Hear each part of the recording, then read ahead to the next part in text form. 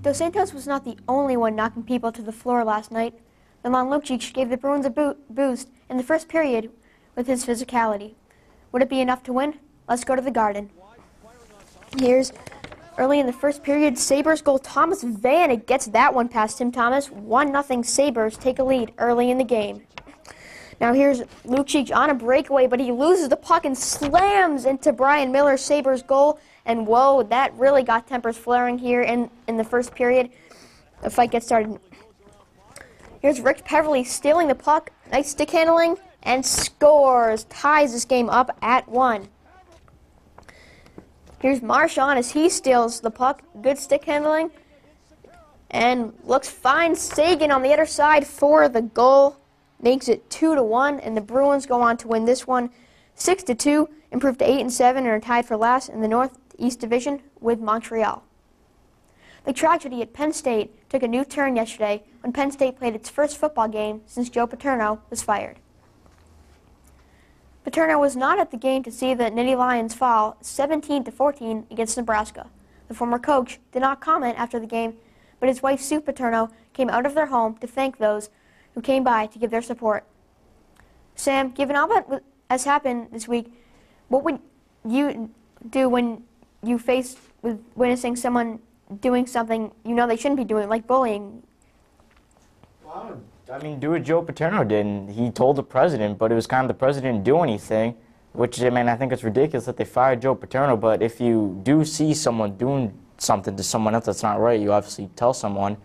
And that's what Joe did. But, I mean, again, I would definitely tell someone. How about you? Well, yeah, I'd definitely tell someone. I'd definitely get involved, like tell someone, because if you keep it a secret, then it can be a big problem.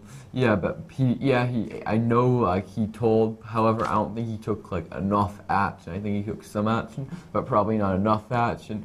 If he had taken more action, he probably wouldn't have gotten fired. I mean, it's so hard to see Joe Paterno go, but if he had just taken a little more action, then I think he would have stayed. What about you? Yeah, I definitely feel like, depending on how serious it is, and evidently this was a very serious case, once you went to the highest person, in the organization, which was the president, and then you notice that no actions have been taken, then I would go then to the authorities. Like, I would feel like in that situation, the police should have been notified because nothing was being done, and that was very serious, So I feel like, all in all, like, the last option would be the police. All right, I feel, and that obviously I think has been the biggest thing where he didn't take enough authority.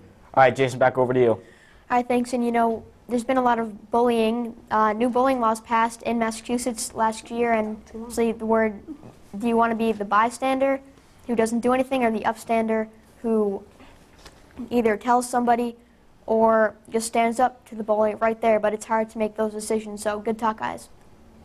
The NBA Players Union received the latest proposal from the owners this week, a proposal that will be decided early next week.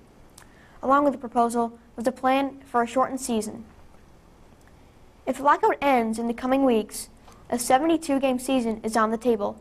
NBA Commissioner David Stern canceled all games for November. For the new season to exist, the playoffs and finals will each be pushed back a week. The delay would allow both parties to iron out several remaining issues while allowing the season to exist. Allen Iverson is interested in coming back to play in the NBA.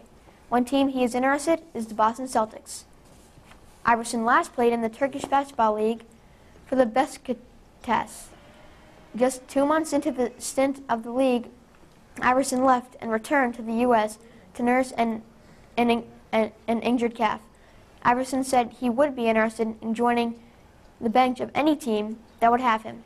Given the veteran's presence on the team, and Coach Doc Rivers, the C's, led Iverson's list.